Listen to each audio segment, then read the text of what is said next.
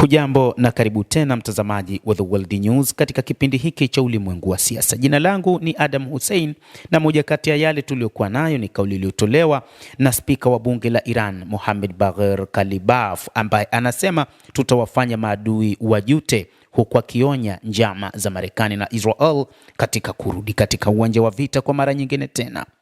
Spika wa bunge la Iran Mohammad Bagher Kalibaf ametoa onyo kali akisema kuwa mienendo ya wazi na ya siri ya Marekani na Israel inaashiria wazi kuwa wanapanga kuanzisha duru nyingine ya mapambano dhidi ya Jamhuri ya Kiislamu ya Iran.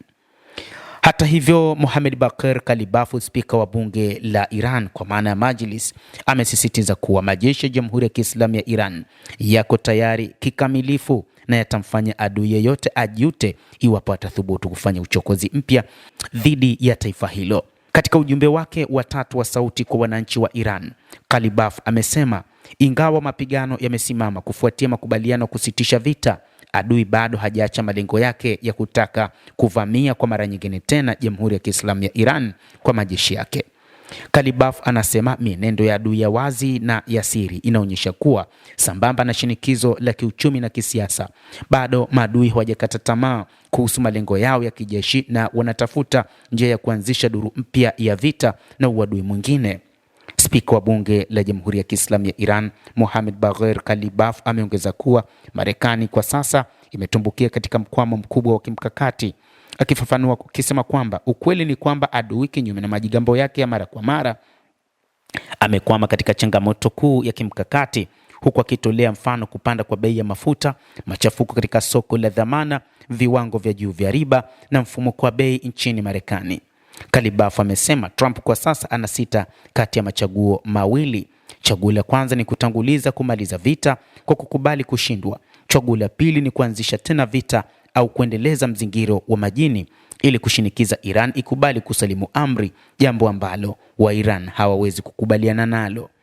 Ameongeza kuwa tathmini makini ya hali ya Marekani inaonyesha kuwa Washington bado inang'ang'ania tumaini potofu kwamba Iran itasalimu amri. Kalibaf ametoa wito kwa taifa la Iran kuimarisha utayari wa kijeshi na ustahimilivu wa kiuchumi.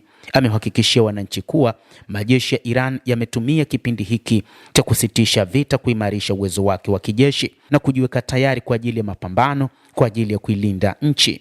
Kwa taufiki na nusura ya Mwenyezi Mungu na kwa kuungwa mkono na wananchi, leo hii jeshi letu lina utayari ambao utamshangaza adui na bila shaka litamfanya adui ajutie kwa uchokozi wowote mpya dhidi ya Jamhuri ya Kiislamu ya Iran, anasema spika huyo wa bunge la Iran Mohammad Bagher Kalibaf. Hata hivyo, jeshi la IRGC limekiri kusema kwamba kwa sasa limejiandaa vilivyo na kwamba silaha zote hatari zipo katika amri na kwamba watafanya mashambulizi wakati wowote. Wa Iran wanasema kwamba wakati huu ni wakati wa kumalizika kwa kutekelezwa kwa lazima amri za kimabavu za madola ya Magharibi. Mtazamaji wa The World News, hayo ndio tuliokuwa nayo, na bila shaka nawe pia una nafasi ya kulike, una nafasi ya kucomment, kadhalika kusubscribe channel yetu hii ili upate habari hizi kwa mapana kupitia The World News.